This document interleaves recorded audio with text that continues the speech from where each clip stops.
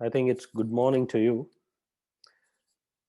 to all of you there, whereas it's good afternoon here. So, as Romana has told, we are heading into the concept of health in Ayurveda. What does Ayurveda has on the pretext of health?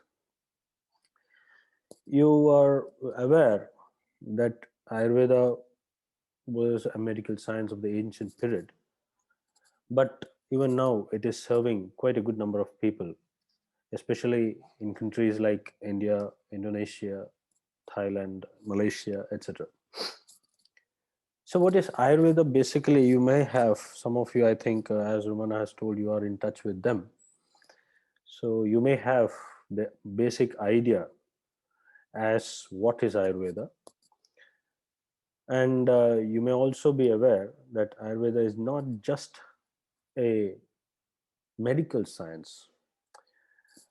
When I mention as a medical science, it will be like restricting ourselves towards certain section of human dimension, but Ayurveda is not restricted. It touches every section or every aspect of human dimension. So on this pretext, we'll be continuing with the presentation on concept of health in Ayurveda. So before I move forward, I'll just share the screen. Is the screen visible to all, I hope? Okay. Yes.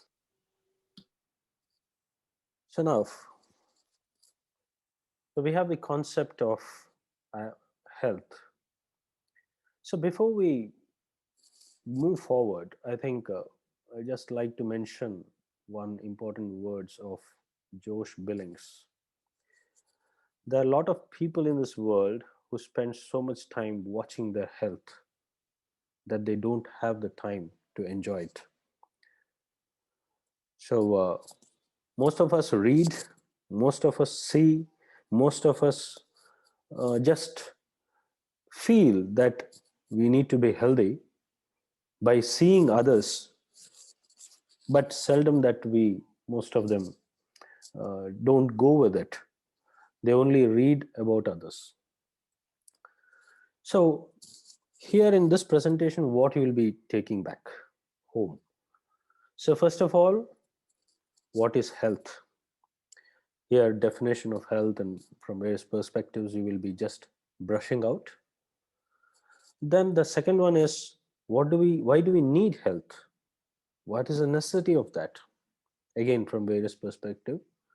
Then third is what is health in Ayurveda, which is the main subject of this presentation.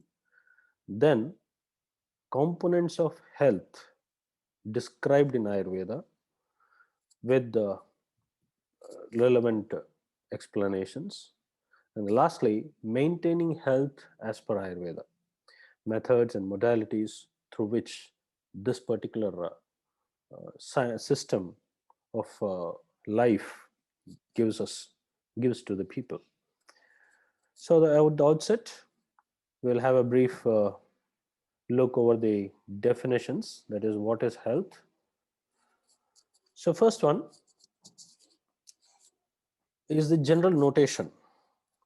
What is health? Why do we, or what a general individual considers health? So the best one is to take it from the dictionary. So Merriam Webster's dictionary gives health as the condition of being sound in body, mind, or spirit, or just a general condition of the body. Mind, body, spirit, three important components of life. And the common notion about health is being sound in all these three areas. Any one aspect is not to the mark, the individual will suffer from its related diseases. Now, what does WHO, the world's most, global governing body of health, tell that? Health is a state of complete physical, mental, and social well-being, and not merely absence of disease or infirmity. So what is health per as WHO describes is, it's not considering here spirit, but still they have the spiritual through mental aspect. So it's understood that the mental criteria or the dimension of health will look after into the spiritual one. But as a result, all the three, along with that, there is one more known as social well-being. How do we interact with people? How do we understand people? How do we live in a community? Even that is being considered as one of the major criteria of health. Next is Ayurveda.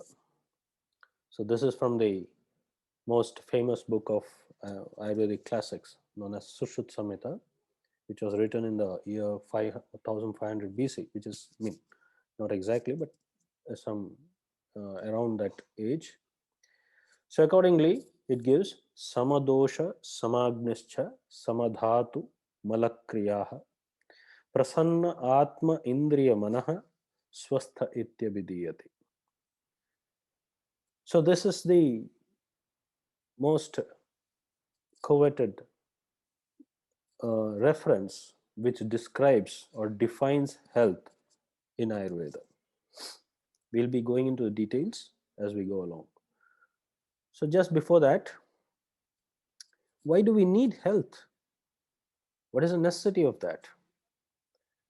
So again, I just want to give you a small quote. So to keep the body in good health is a duty of an individual. Why? Because otherwise we shall not be able to keep our mind strong and health clear. This is by the great Gautam Buddha.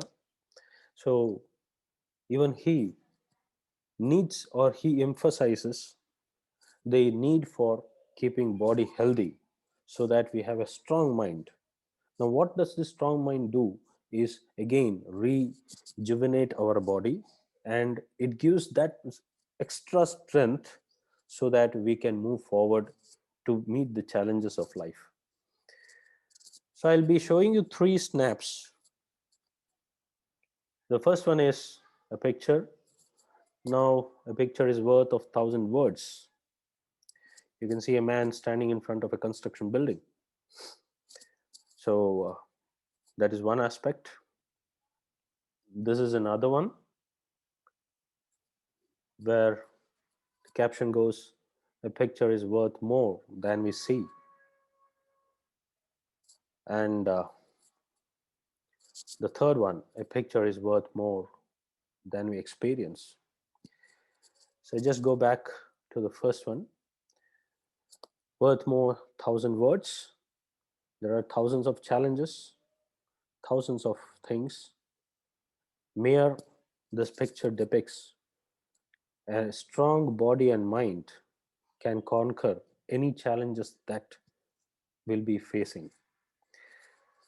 Here, irrespective of whatever we are quite happy when we are with everyone. Social health.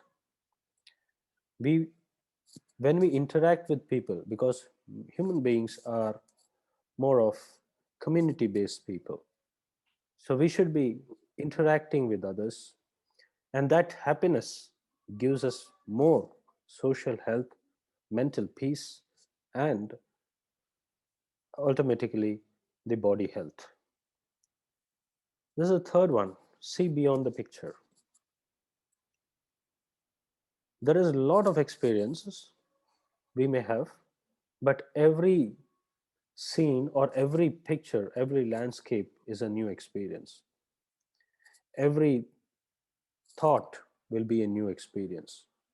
So a picture just, it gives much more words, much more thought, much more things beyond its just a painting of or mixture of colors.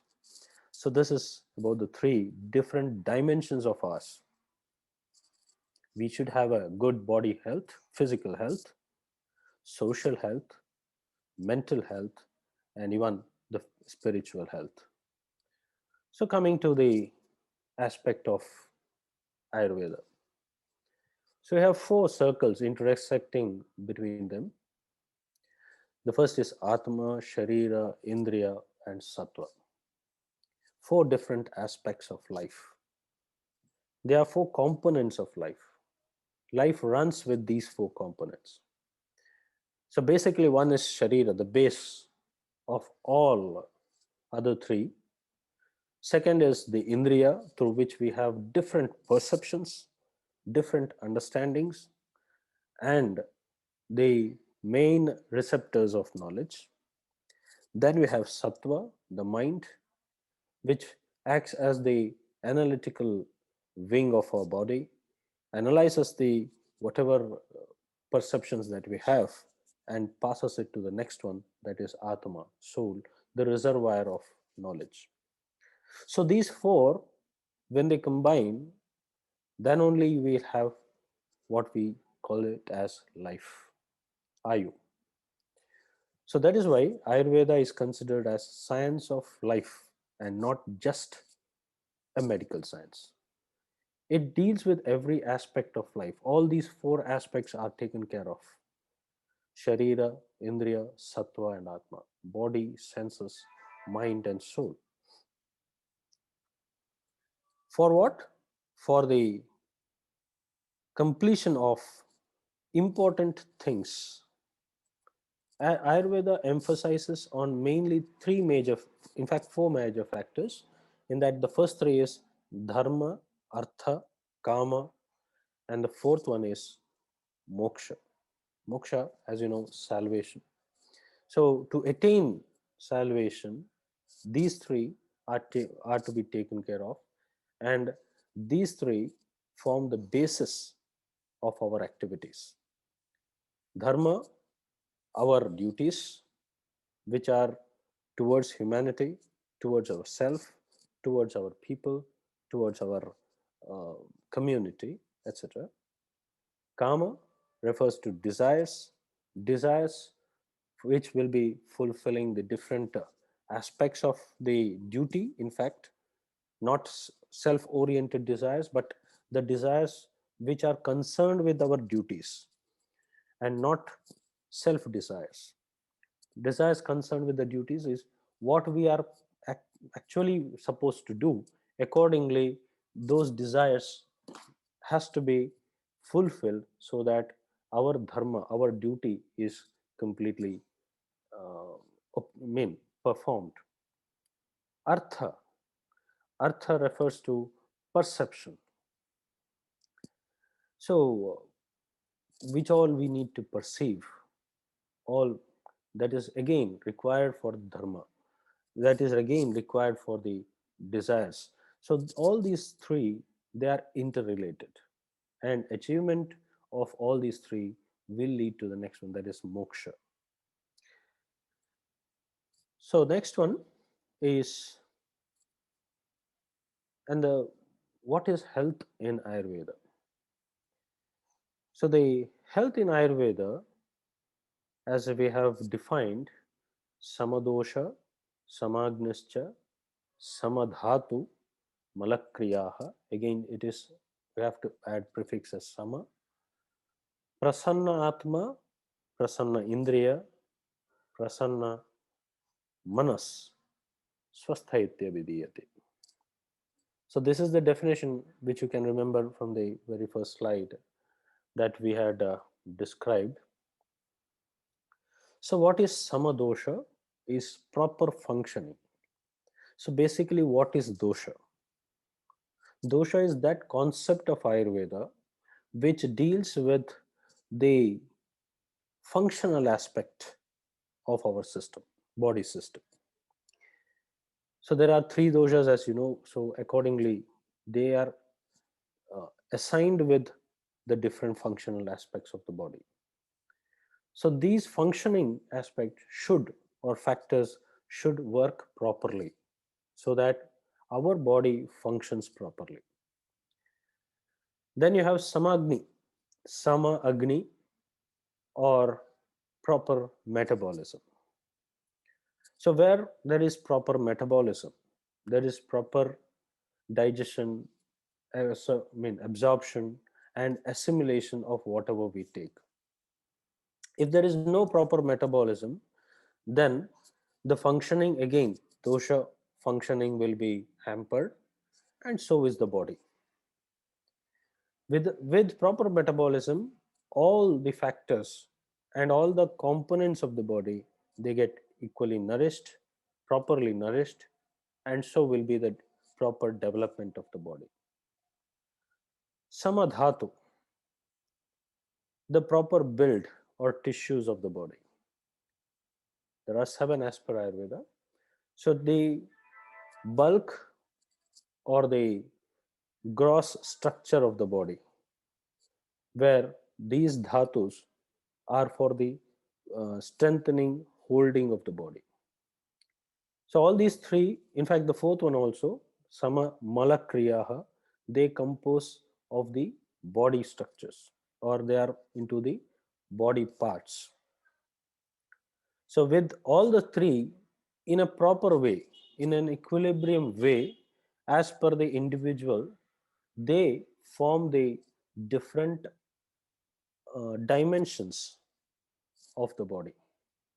One is dosha, the functional dimension; metabolic dimension, that is Agni; dhatu forms the structural dimension; excretion or malakriya forms the cleaning of the body. Then you have prasannatma. So before that, I think I should touch into prasanna indriya and prasanna manas. Prasanna indriya is proper perception, perception of different stimulus. Now, this stimulus is not restricted to only five indriyas. There are 10, or in fact 11 indriyas totally. That is five karmendriya, five jnanendriya. Jnanendriya is the sensual perceptions. Karmendriya refers to motor perceptions. And the lastly, the mind, emotional perception.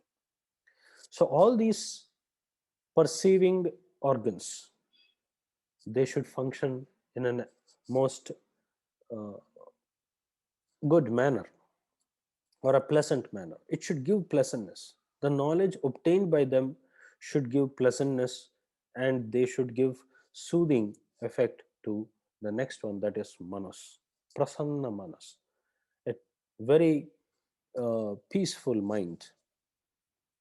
So how is that possible when we don't have proper perceptions?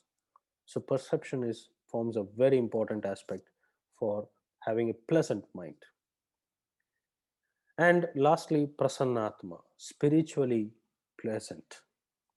Spiritually, we should be more uh, pleasant in nature, and that is again possible with proper manas, pleasant perception of manas. Not only the perception from the outside world, but even the perception within manas, that is emotional perceptions.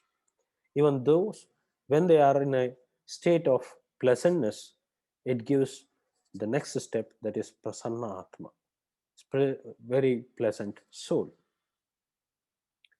So next one is the dimension of health and life. So as I've told, the Ayurveda just doesn't touch with disease and others. It gives a dimension of life. So when we clearly see, we have around a fixed amount, that is 8 different dimensions to life. So we'll start with one, that is spiritual, mental, social, again social obligations, financial, family, physical, and different other obligations. Accordingly, we have 8 dimensions of health. So where,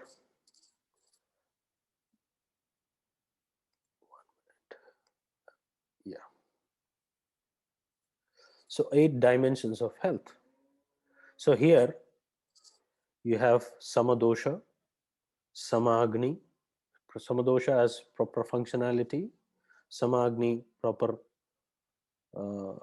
metabolism, samadhatu, proper physic, sama mala, proper excretion of waste, prasanna indriya, prasanna mana, prasanna atma, and ultimately the moksha, the salvation. Even the main uh, aspect or the main goal of Ayurveda is to attain or help people to attain moksha or salvation.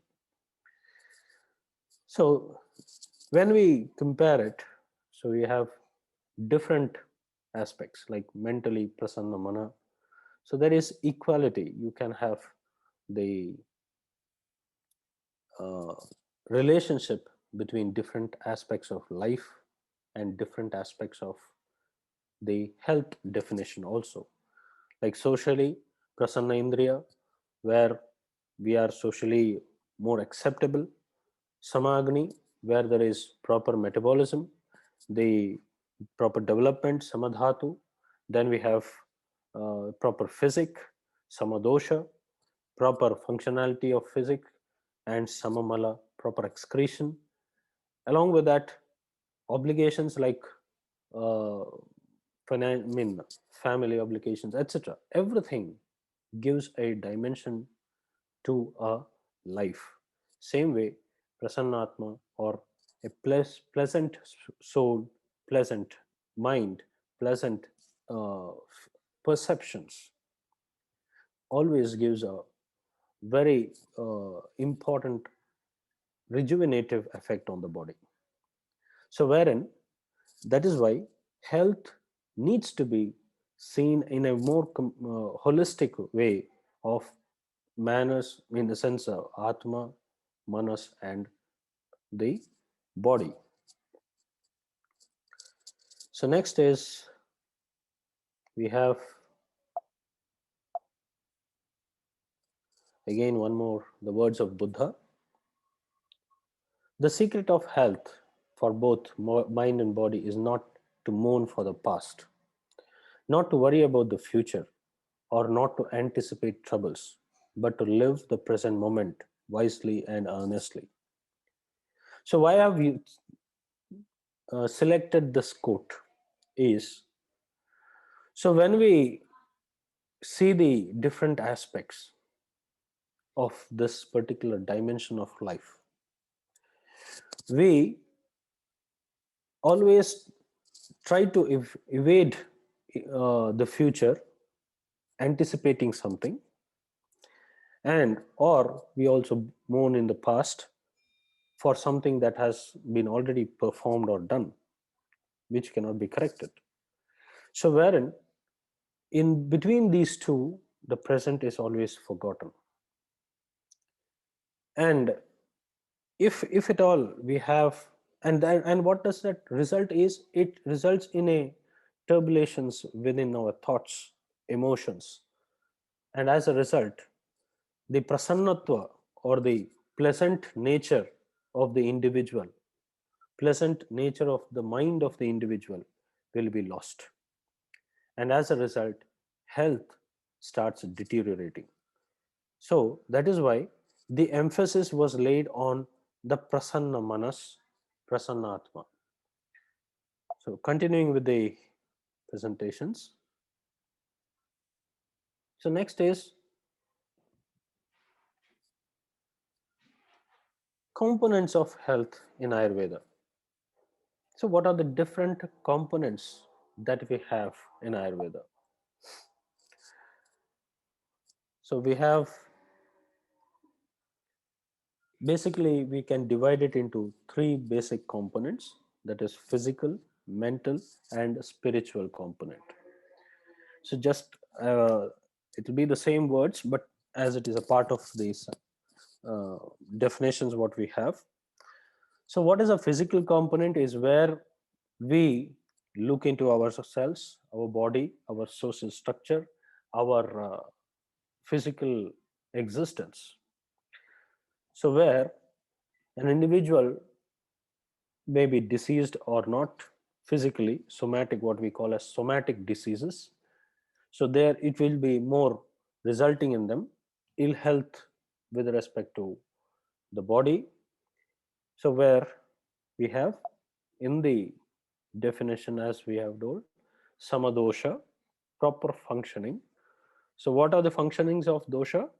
So we have three doshas in them, that is vata, pitta and kapha. Vata refers to one set of one set of activities or functioning of the body, like the movements, then transportations of different components of the body, and things like that. There are a list of uh, functionalities. Pitta refers to those factors which help in metabolism of the different components of the body, the assimilation of them, the transformation of that various components of the body.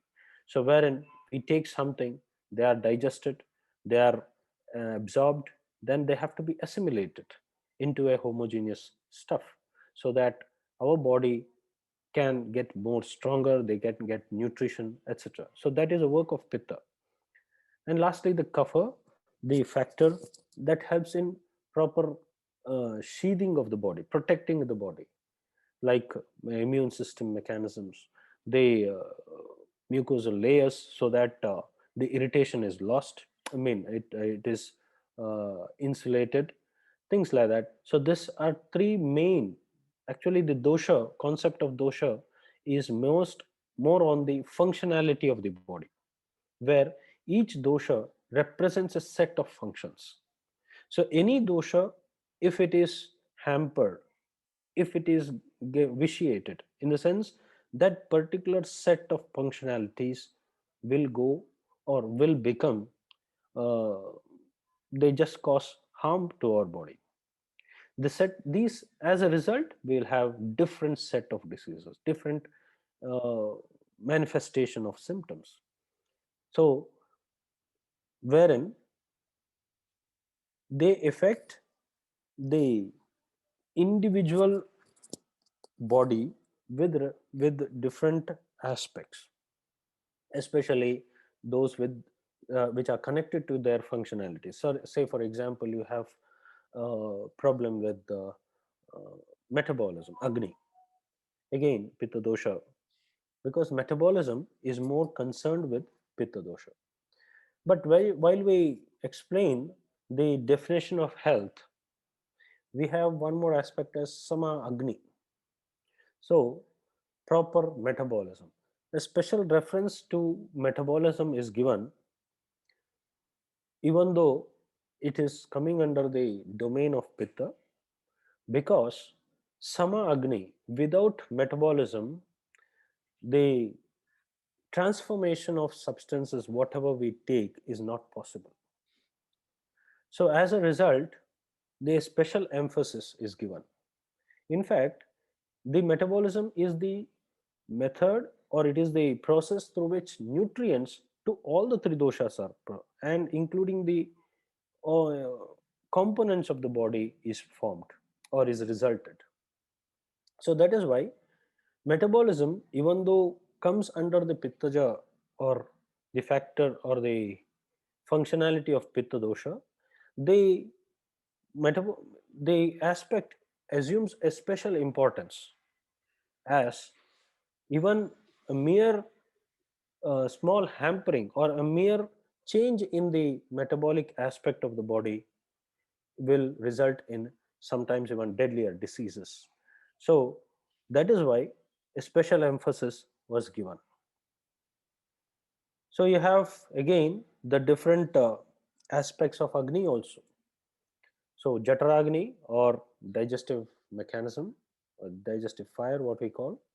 Then Bhutagni, in the uh, component or Agni which digests the components of the substances. That is the Panch Mahabhuta, what we consider. The component, the fundamental components of each substance is to be digested. So why is to be digested is so that its heterogeneity or its uh, mean, different structures are made into a homogeneous structure. So they are basically broken down into a smaller one. Then we have Dhatu Agni. Now, Dhatu Agni is where the assimilation of tissues take place. How? After the digestion, whatever nutrition is obtained, they undergo again transformation, considerable transformation, and that is because of Dhatu Agni. As a result, they form the homogeneous nutrient structures of the body.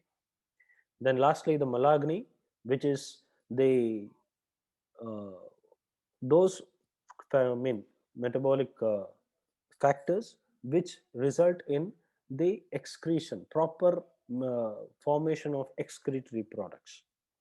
So these, that is, as there is diversions, as there is sub classification of functions within the Agni, even though being a part of Pitta, this particular aspect becomes more relevant for or important for health. Then we have Samadhatu, proper builds or tissues. Now there are seven dhatus as per Ayurveda: Rasa, Rakta, Mamsa, Medha, Asti, Majja, and Shukra. Now these seven dhatus, they are the structural components of the body.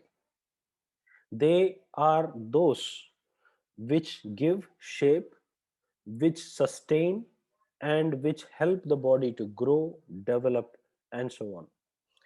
They are, they need to be nourished properly, and without the action of Agni or without the action of dosha, the dhatus cannot be formed at all, or it will result in improper formation.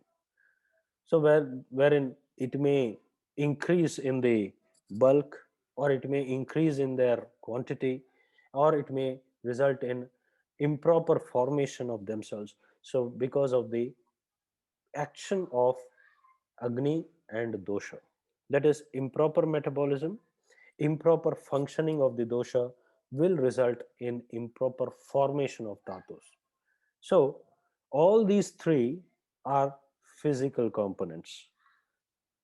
Then we have sama malakriya, proper excretion. Now, basically we have three important, where the fourth one is not so much bulkier but equally important. That is Purisha, Mutra, and Sweda, and Kamala. So Purisha, stools; Mutra, uh, urination; and Sweda, the sweating. The lastly, the Kamala refers to all different excretions or secretions that will be seen in different orifices. Now, among these four, three assumes greater importance: Purisha, Mutra, and Sweda. The reason is these three have more potency to cause uh, pollution within our body. They have the ability, because their formation is profuse or in huge quantity, and if not properly excreted because of improper dosha, because of improper Agni, or because of improper dhatu, it can result in improper excretion of mala.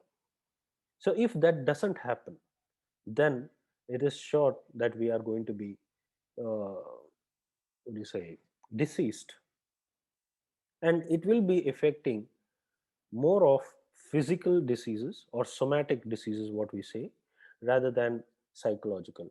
And undoubtedly there is a relation between psychological conditions also. It is not, we cannot negate the psychological conditions, but there, it's a after effect of a somatic disease. Say for example, an individual has a constipation with mala. So 2 days or 3 days the individual may suffer from constipation, but the third day psychologically he may get depressed also. It's an after effect. Or when, whereas immediate after relief of this, or once he passes his constipated bowels, immediately the individual comes out of this psychological condition.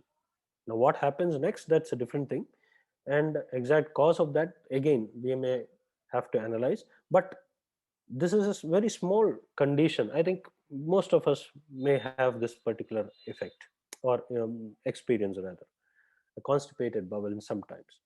So this purisha or mutra, in fact, every aspect is first affecting the body, and then it has its after effect on the psychological status, and then it becomes a psychosomatic disease, initially a somatic condition. So the next one is the mental condition. Prasanna indriya I have kept in mental condition rather than a physical condition. Pleasantness of special organs, or they which has motor or sensory functions. This is prasanna indriya. Now why, what do you need, what is this aspect? So this has more of psychological effects. Proper perception with respect to sorry, karmendriya, proper functionality, and jnanendriya, proper perception. So what is karmendriya? Speech, that is walk, pani, hands, pada, legs, payu, anus, and upastha, reproductive organs. So these five are karmendriyas, proper functionalities of these. If they don't, if we don't, if the legs don't carry us, again we have a psychological disorder, and it may result in any way, any manner, maybe a somatic or a physical condition or a psychological condition that may result in improper walking, improper gesture, improper movements, improper speech, etc. So jnanendriya, where the sense organs, it gives a perception of the world around us. Very important. What we understand, what we see, what we know, what we touch, what we hear, everything is based on these five important sense organs. But they take anything that is coming under their purview. Any stimulus around the body or around us will be perceived by these five sense organs. And what do? They send it directly to the mind. And what does this mind do? Is analyzes this. It analyzes these perceptions and gives us a particular message as which a particular aspect is the stimulus. Either it is by seeing or touching, etc. And what is it? How does it come? It comes through a previous experience. If we don't have a previous experience, then our perception will not be, no, I mean, in sense, we not will not be able to come to a conclusion as what this substance is and how this substance is. So there should be a previous impression of every substance before we conclude that this substance, whatever we have seen, is something that is what we have already perceived and known. So this is done by, perception is done by jnanendriya and prasanna manas, where the perception is analyzed properly, and this analysis leads to a proper knowledge. Now when we get a proper knowledge, there is no question of uh, enthusiastic mean or inquisitive mind, what we say. We don't have any more need or more urge to understand that particular substance. So I usually give an example of something, say some object, say for example some gadget. This is most commonly new system. If you buy a new mobile phone, if you buy, so you feel it by touching it, you see it, you see its light, you see its colors, things like that. So an inquisitive mind will start exploring that.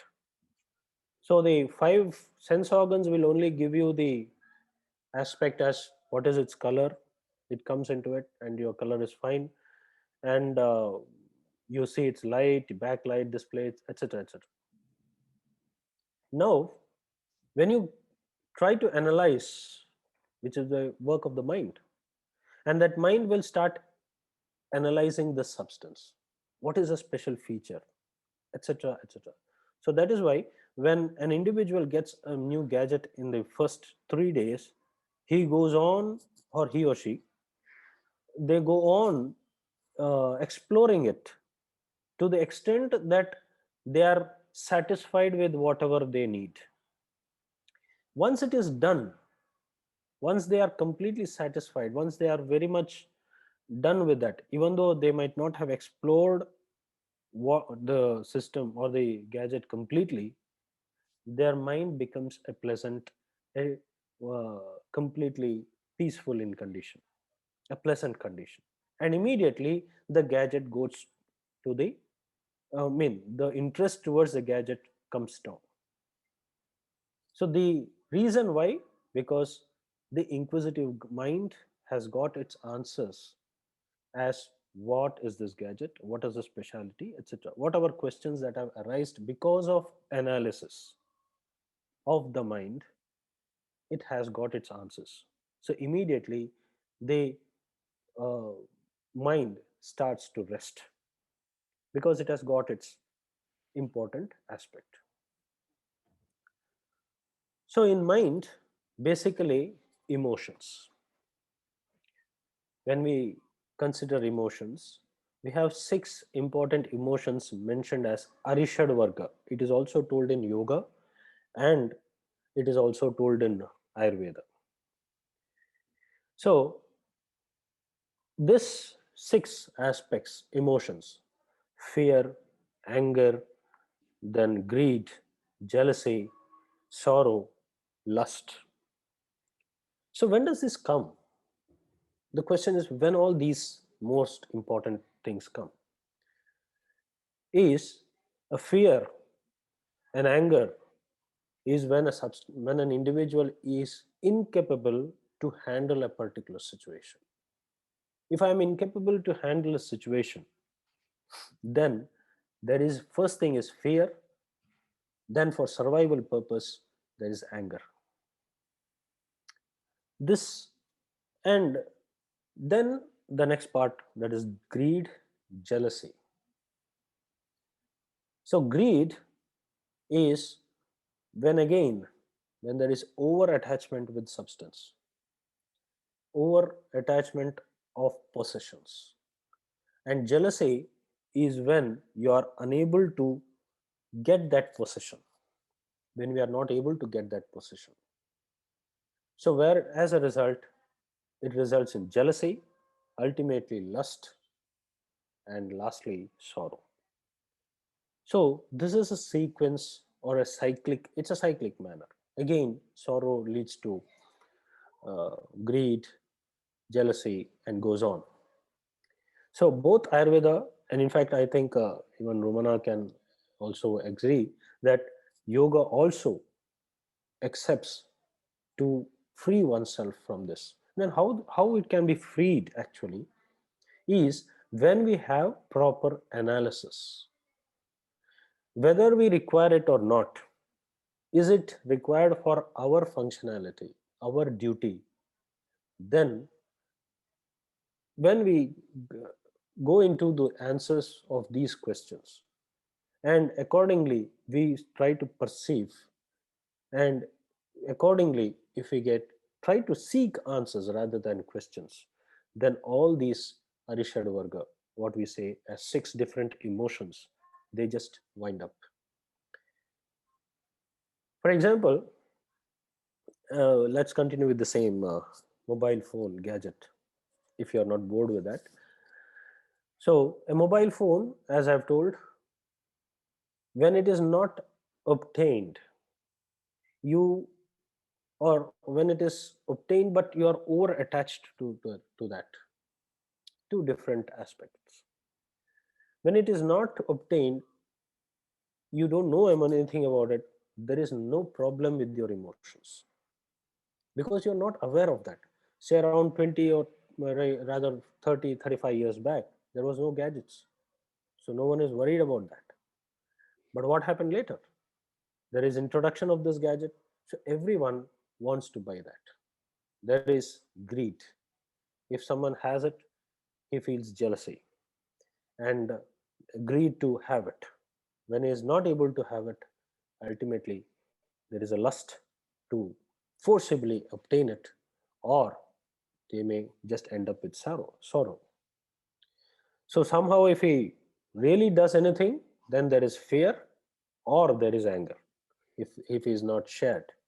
So this sequence is broken when you get that. When you are able to buy it, when you are able to have a look into it, when you are able to understand it, and as I've told, within 3 days, when get the questions to all your doubts and emotional uh, questions, so immediately it becomes just like another gadget. You just keep it aside. So the mind comes into a rest. There is no fear now, even though you may share it or not, that's a different thing. But immediately that comes to a rest. So these are different aspects which one has to free. Now, what happens with, because we may have a doubt that all these six emotions, they are part of individual's life. So why, how to free it out, oneself? So all these six emotions, why they are considered as arishad varga and should be freed is, it is only possible to have these six emotions when you are attached, or when you have certain questions unanswered with respect to a situation. When there is, when you get the answers to the situation, these six emotions just vanish away. When you get answer for a fear, the fear vanishes.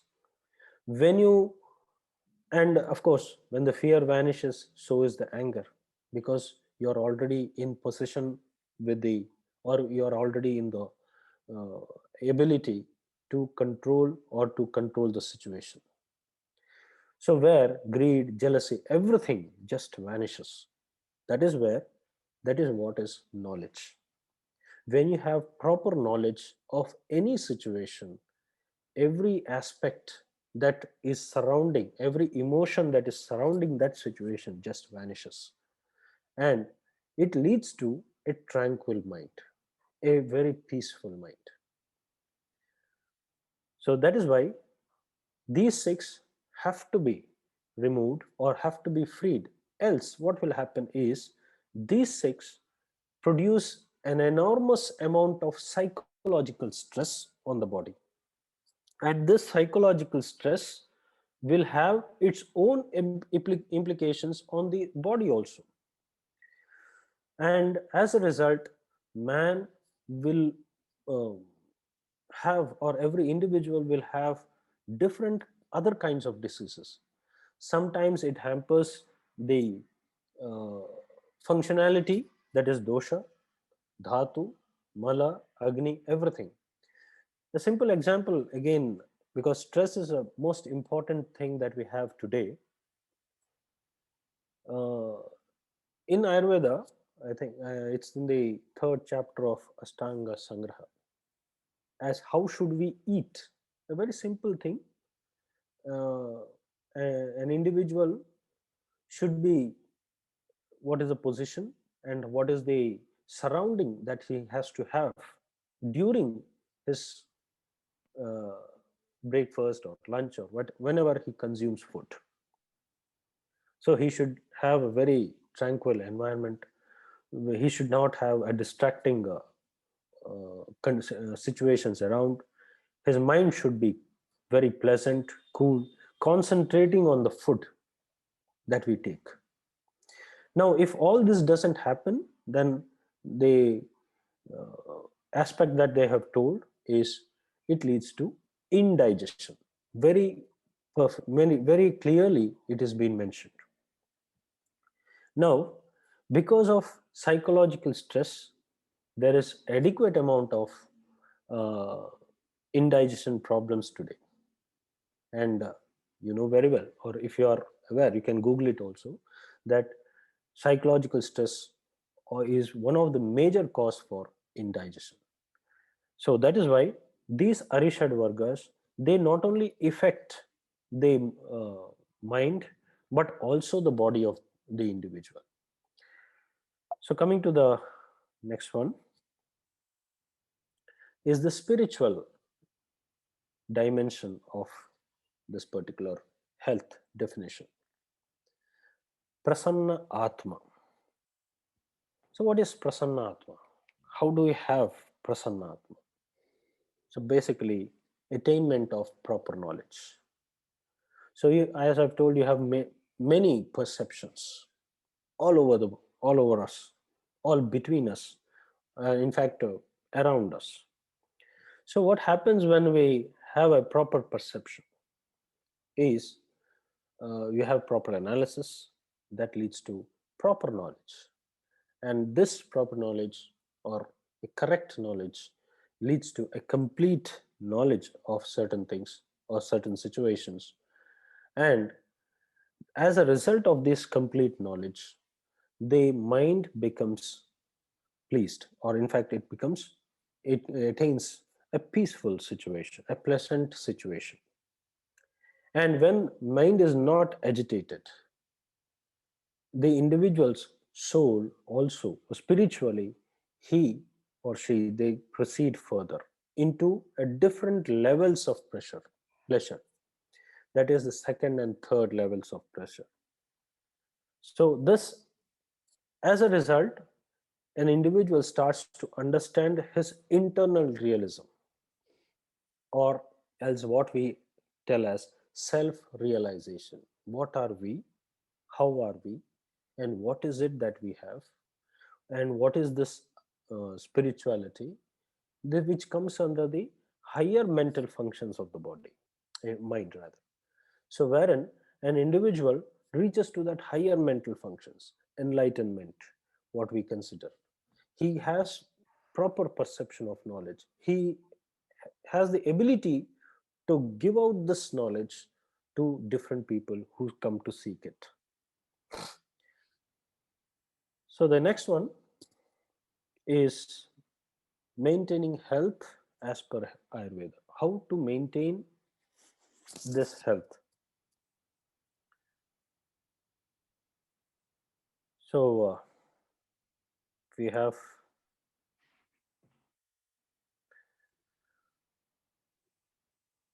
three different aspects, that is which are considered as pillars of health, and they are ahara or diet, nidra sleep, and brahmacharya or chastity.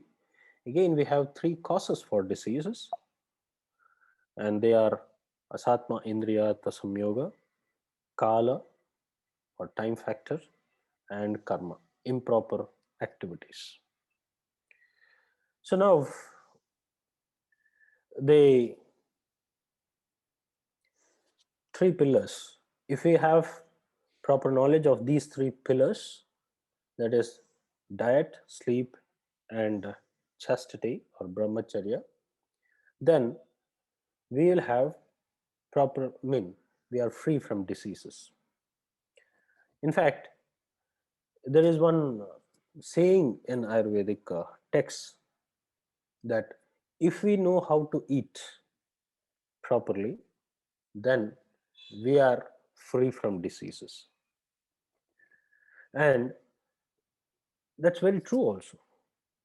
How, what, and when to eat is a very important aspect of ahara. What is to be taken, when it is to be taken, and how it is to be taken. If we know that, then we can address many of the diseases that we are facing today. Maybe it may be even psychological or somatic, or more of somatic rather. Sorry. So in ahara, you have explanations for seasonal variations and diurnal variations known as Ritucharya and Dinacharya.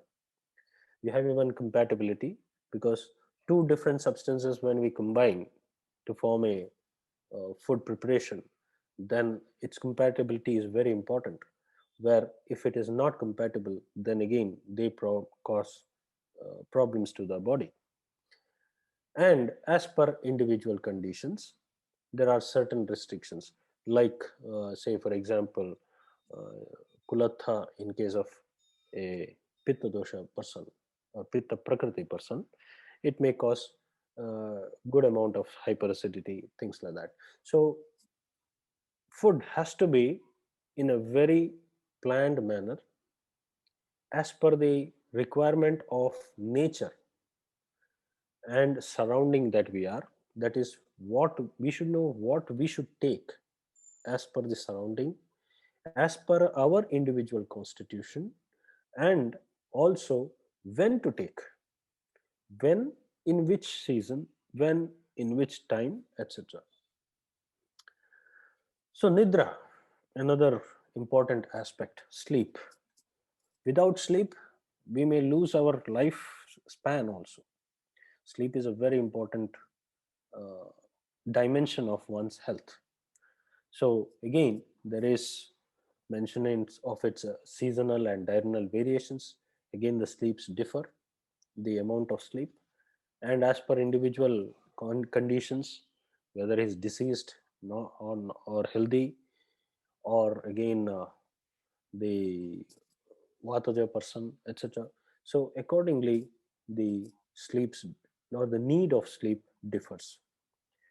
So in case of brahmacharya or chastity, again that depends on the, or there is clarity of mention regarding the various uh, aspects of, I mean, when, what, and how, as per the diurnal and seasonal variations. So these three are considered as the pillars of health, pillars or sub pillars of life.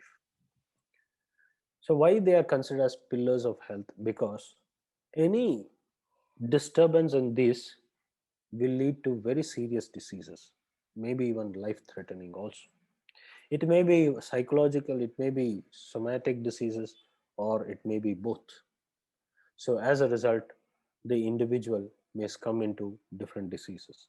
Instead, if we can monitor, if we can use these three main pillars in a most uh, judicial manner, judicious manner, we can have the best health also. So we have to concentrate on these three such that the health is maintained. So this becomes an important aspect of maintenance of health, and also to free from ourselves from diseases. So coming to the causes, which is the most common aspect that is required, asatmendriyartha samyoga, improper perception of or function of indriya. Improper perception, that again refers to both sensory and motor perceiving organs. It's Ati Yoga, Mithya Yoga, and Hina Yoga. Here, Indriya also refers to Manas. So, Ati Yoga means excess use, over stressing of these organs. For example, someone tells us walking is good for health, and an individual who has certain amount of stamina, just because he sees that particular number is important, say 5 kilometers of walk every day, someone announces it in some channel, and the individual goes on, and what happens? is he loses his weight, he loses his already, if at all he's not bulkier enough to uh, to counter that stress, so immediately the individual may come into diseases of different aspects, vata vruddhi, what we consider, like joint pains, etc., etc. So ati yoga, excess use, one has to understand what is his capacity, his or her capacity. An individual's capacity has to be assessed before taking up any activity for that matter. Then mithya yoga, improper use. Today I feel like doing an exercise, I do a rigorous workout, and tomorrow just sleep down. Even that is to be avoided, because the body takes time to get adjusted to a newer situation, and it should not be a sudden gush of an activity. Immediately the body becomes worn out, even the mind becomes more depressed. So instead of relieving stress, it induces stress. So mithya yoga, improper use, and sparse use, or hina yoga, not at all using or not at all having performing any functionality. So even that will cause a very rudimentary effect on the different parts of the body. Next is kala, the time factor, where we don't have any uh, much control over that, but still uh, there is the control, like again you have like vyadi kala, then seasons, etc.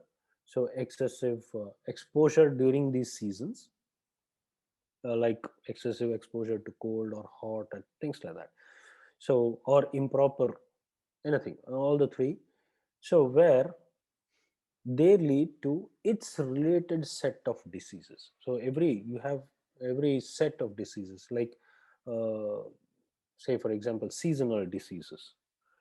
So next is karma, or improper activities, and even excessive and improper and sparse. So these different causes are not restricted to only somatic but also psychological disease.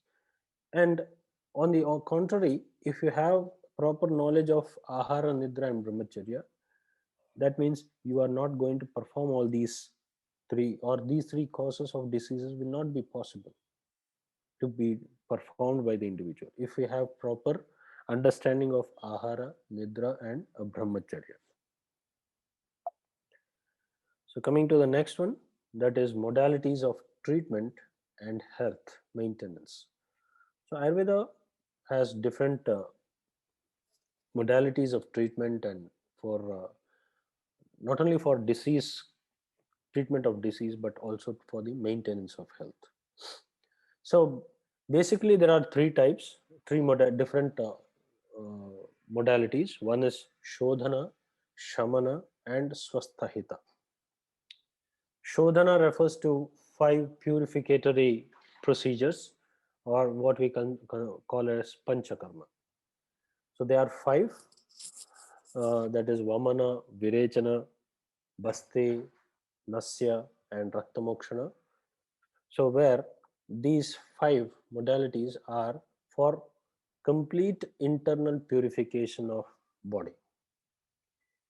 And in fact, even for the maintenance of health, any one of these procedures, they are indicated, because especially in a text known as Charak Samhita, which you might have heard, which is again a very old text, which is standing true even till today, around 5,000 years old text. So there is a mention that why shodhana has to be performed in swastha people, in healthier people, is over the period of time, because of the various metabolic activities that we have. And there is always, even though you may have, or we may have a prasanna, I mean we may have every aspect of health fulfilling, sama malakriyaha, or there is proper excretion of our excretory products, still there is chances of rudimentary assimilation or rudimentary uh, sedimentation of these excretory products, and these have to be purified to have a regimen of rasayana. Rasayana refers to the rejuvenation therapies. Otherwise, he gives a simile that if there is, I mean, it's just like you have an dirty cloth. If you don't clean the cloth, whatever we keep in over that or whatever way we use it, it will just become, or it will only show its dirtiness. It doesn't enhance the beauty of that particular substance or area. So once it is cleaned, it gives a different look, a different appearance. Same way, uh, cleanliness of the body leads to acceptance of newer nutrients and newer aspects, especially medications that give rejuvenation effect over the body. So that is why panchakarma is one of the considered to be one of the main aspect for a maintenance of health along with the treatment also. Then you have shamana. Shamana is pacificatory medicines. You have different formulations, formulations for disease conditions, formulations for maintenance of health like grita, rasayana, etc. Formulations, they are either herbal, they are animal products made of milk, or even uh, meat, etc. And you have mineral or chemical products and composite products. Composite means herbo mineral, uh, things like that. So the next one is swasthahita. This is exclusively for those who are healthy. Swasthahita is maintenance of health. Why? I mean, what are those? They are rasayana and vajikarana, achar rasayana or sadvritta. So these two aspects are being exclusively for healthy. We may be in healthy condition, but that has to be maintained, because worning out of our body is a common phenomenon. As we work on, our body gets worn out and has to be given adequate nourishment through different means. So Panchakarma clears that pathway so that we have or whatever medications, that is rasayana, through rasayana and vajikarana, what we take, the different formulations what we take becomes more acceptable, assimilable within the body. And Achar Rasayana is having healthy diet and lifestyle. That is where the uh, emotional aspects, the social aspects, everything plays a role. How we have to interact, how we have to have a mean a healthy and most acceptable workouts, how we have to live within our surroundings along with others, etc. Everything comes under the achara rasayana or the sadvrita. And even that, a pleasant mind also increases the healthy status of the individual. It increases the immune system, it increases the individual's perception, makes it more less stressed, and as a result, the individual will have a healthy long life. So one more, just a word from William London. To ensure good health, eat lightly, breathe deeply, live moderately, cultivate cheerfulness, and maintain an interest in life. So this is the gist of our health if we need to maintain. We have to have a good health. So for that, we should know what to eat, when to eat, and how to eat. Breathe properly and deeply because it gives more of oxygen, etc. Live moderately. Don't aspire for something that is more unreachable. Cultivate cheerfulness. Be happy with whatever possessions that we have and maintain an interest in life. So this is from William London. So what are our essentials of health? So we should have healthy diet, and that is as per seasonal variations, body conditions and constitution, diet as per the disease conditions if at all present, and then we have to have a healthy lifestyle. So where you have according to seasonal variations, then as per the condition of the body again, and lastly lifestyle as per the disease conditions. Then the most important thing is healthy thoughts and deeds. So in total, we need to have a healthy diet, a healthy lifestyle, and healthy thoughts and deeds. Everything contribute in their own way to have a healthy body, healthy uh, mind, and totally healthy life. So this is about the topic today. Uh, and as Romana had told, this webinar is just an attempt to unleash the eternal knowledge of Ayurveda to answer the health issues that is relevant and necessary today. And we try to unleash this particular thing to anyone who wants to know about this. So I think we have two more upcoming events in the following weeks. That is Vedic Astrology by Wes Perrin, and whom you know very well, Romana. She will be doing with hormonal balance yoga. And thank you. Yeah. Now, any questions?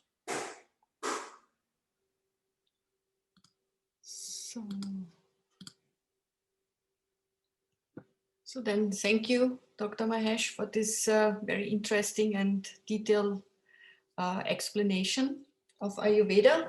So if you have any questions, you can mute your microphone and maybe just ask Dr. Mahesh what you have in mind. So anyone who wants to start? You can unmute your microphones and let me know.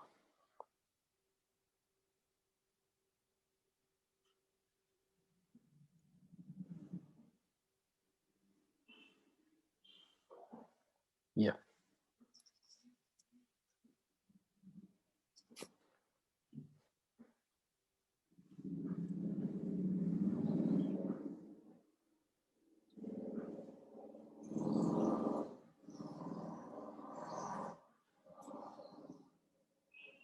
So maybe then let me ask something. For example, if somebody wants to start with change the diet, change the lifestyle, because you realize already there some symptoms are there, or you don't feel really healthy, you don't feel this kind of wellness.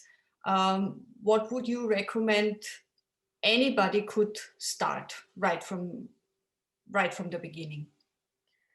Yeah. With respect to a diet or even a lifestyle, for that matter, nothing should be changed abruptly. Even there is a methodology of changing from unwholesome regimen to a very wholesome regimen. What we call as wholesome is uh, what is to be exactly taken as per the season or as per the individual, if we have a recommended diet, it will be individualistic. And the wholesome diet has to be slowly adopted with slowly, parallelly leaving the unwanted diet or unwanted, and it should not be an abrupt one. It is usually over a span of 15 days that you need to take this, because what happens if it is done suddenly? If it is done suddenly, then this particular diet which is considered as wholesome will itself become a unwholesome one, because body is not adjusted to that, and body needs to, as I told, body takes time to get adjusted to this new set of aspects, or new set of lifestyle what you have. So as a result, allow the body to change gradually, and that change should be coupled by leaving the unwholesome diet. Say for example, as I told, someone walks for five, you get a instruction that you have to walk for 5 kilometers a day. Now if the individual doesn't have the capacity to walk for that, so he will be, instead of giving benefits of that walk, instead it will only lead to a disease condition of it. In the sense, he will have weakness of his limbs and things like that. So the body has to adjust, and we should know how much, what is the capacity of the body also. Even this holds good same for a food substance also. Say for example, if I'm not used to a certain set of food, but it is considered as wholesome for my body, again, for my body, so if I have to switch over to that immediately, if when I'm not used to that, if I take it, it will either cause indigestion, it will either cause problems with our metabolism, etc., because body is not acquainted with that. So that particular aspect has to be considered while we switch over to that. And everything can be done, in the sense, any diet which is considered to be, you can change over, there is no problem with that, but allow the time, allow the space that is required for the body to heal up. So that would explain, because I see this very often with clients, or when we have a retreat for a week, that sometimes people, when they eat 3-4 days this very light, even Ayurvedic food cooked and mostly vegetable, that for example they have obstipation. Yeah.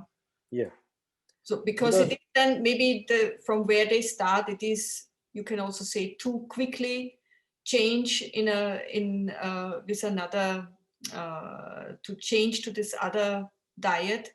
So it takes time.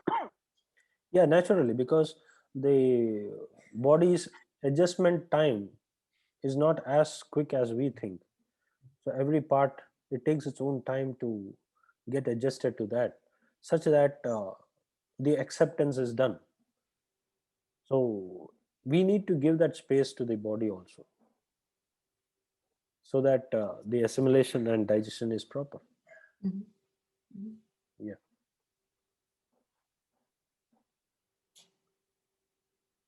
And then what would you say, especially Ayurveda, where can it help best, and where also it has his borders?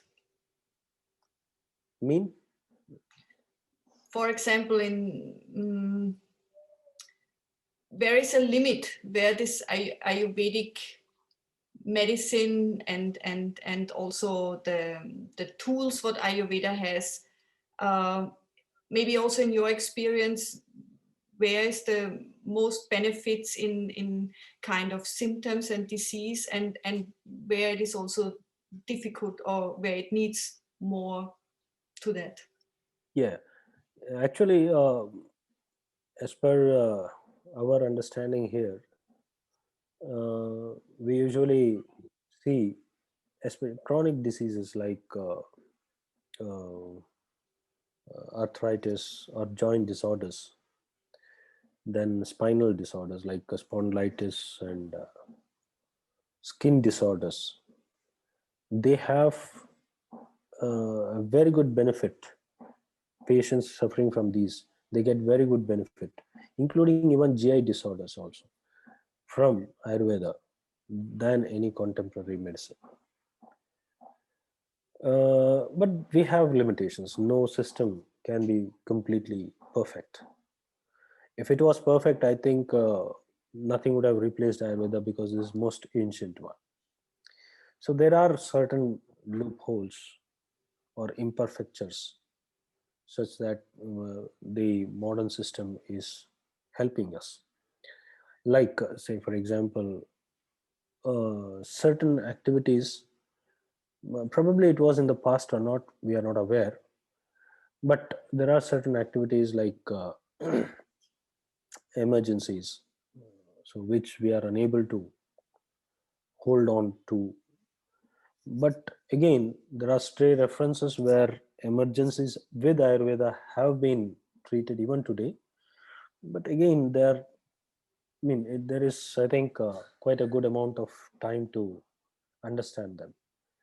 But presently, the situation is like any chronic diseases, in fact, most of them, which are not possible with contemporary system of medicines, have been very helpful in Ayurveda.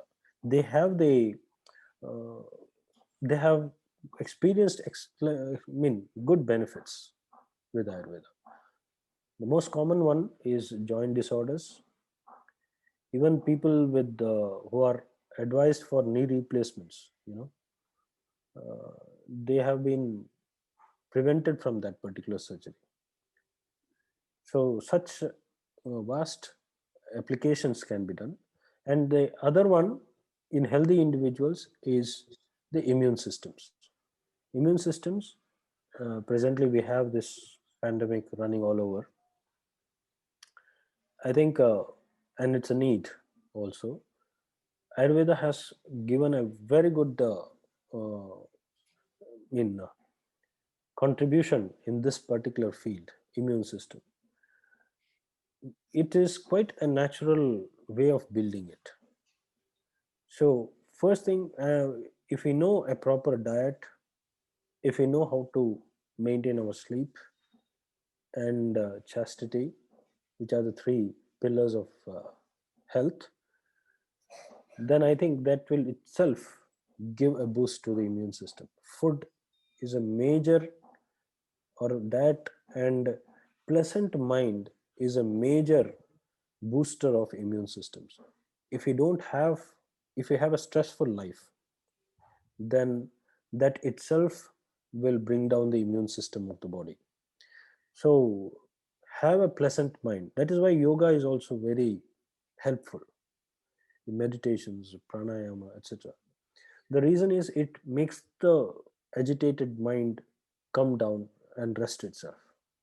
So which itself is a bigger booster of immune system rather than any medication.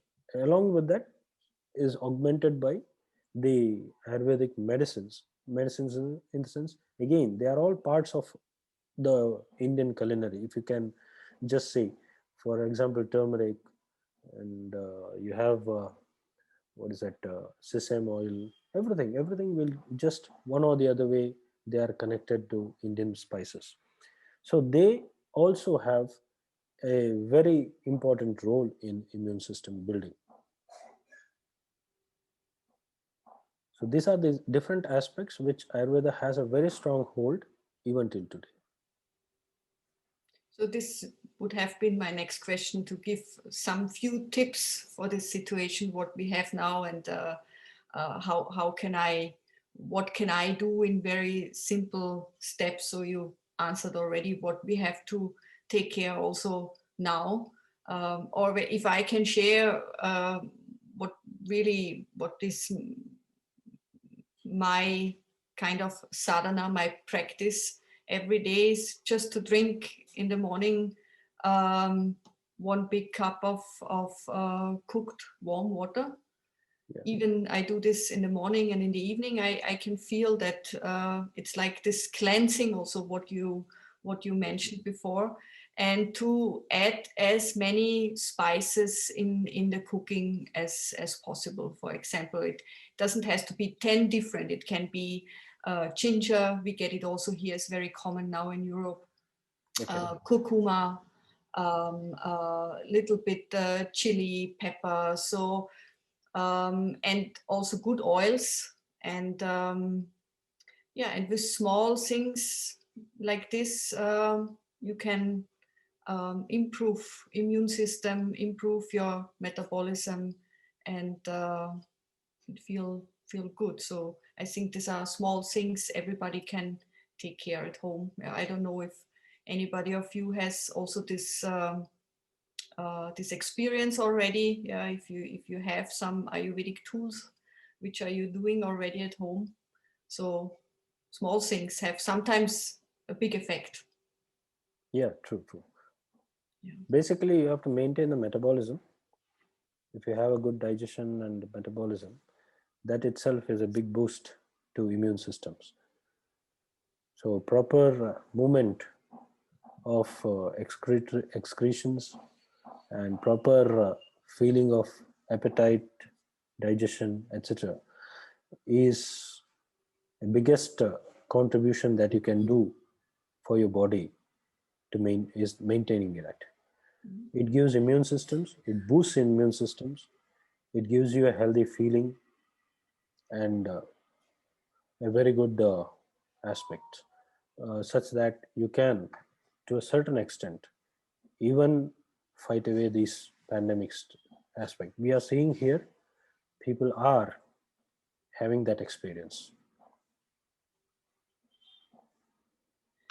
Good. Any more questions? I have a question about the panchakarma. Is it advised for any situation, or only be in this in the situation that we have it chronic disease or have a problem, healthy problem? We should do the panchakarma. Yeah, with respect to panchakarma, there are 5 different procedures. I have not mentioned those procedures. It is Vamana, where we are doing controlled emesis, vomiting. Then you have Virechana, where it is a controlled where diarrheal aspect. Then we have controlled enemas, that is Basti. Then we have arines or nasal drops, which is also a controlled one. And lastly, Raktamokshana, controlled bleeding also. So these 5 are different procedures to ensure internal cleanliness of the body. Now, in case of a disease condition, according to the condition, we recommend this particular any of them. It's not that all should be done, but any of them which is according to the disease condition we recommend. But with respect to a healthy person, it is told in certain seasons one or the other is being mentioned. For example, controlled emesis, Vamana, is told in case of the uh, Vasanta Rutu, that is the spring season, because the kapha vruddhi, what we consider one of the factor that takes care of secretions and our within the body, it increases, and as a result, sorry, there will be impairment of digestion. So to give or to remove that particular hurdle, Vamana is suggested. It is only one in that particular season. That is a seasonal recommendations. That is for a healthy individual. But we are not restricting this Vamana in case of a dyspnea patient, asthmatic patient. We advise that if it is really necessary, in the severity, or depending on the severity, depending on the condition that an individual is suffering. So there we are not restricting it into a seasonal effect. In fact, it depends on the condition of the disease. So in either case, if healthy or in disease, the panchakarma is being installed, or it is being used. Basic idea of panchakarma is to clean the body, to remove which is not necessary within the body, or to remove the waste products that is polluting the body, or that is considered mean hampering the functioning of the body. So it may be diseased or even healthy conditions. And it's not depend on the type of the body. No, No. the procedure is not dependent on the type of the body, but the medicine that is used for the procedure, that depends on the type of the body.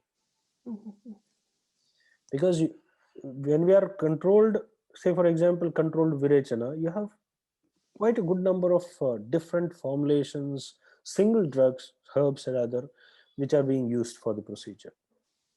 That depends on the type of the body where which medicine is to be used. Okay. Yeah. Thank you. Yeah.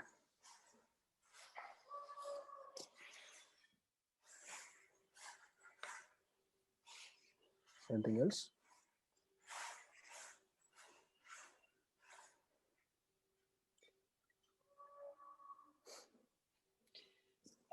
Good. If there are no more questions, anyway, if you have later questions, you can always write to us. I can also forward them to Dr. Mahesh. And because of your question to Panchakarma, we are also planning our own webinar only on Panchakarma to explain in detail. It will come in February. So we will fix the date in the next days and let you know. So this video is also recorded, and maybe by next week we will also send you the link for the ready-made video, so you can also watch it again and also watch it later then in our cloud. So yeah, then thank you very much, Dr. Mahesh, for your time. And thank you to all of you to listening, to be interested in this wonderful topic, and all the best for you, and namaste. Namaste. Thank you, everyone. Yeah. Thank you. Thank you very much. Thank you.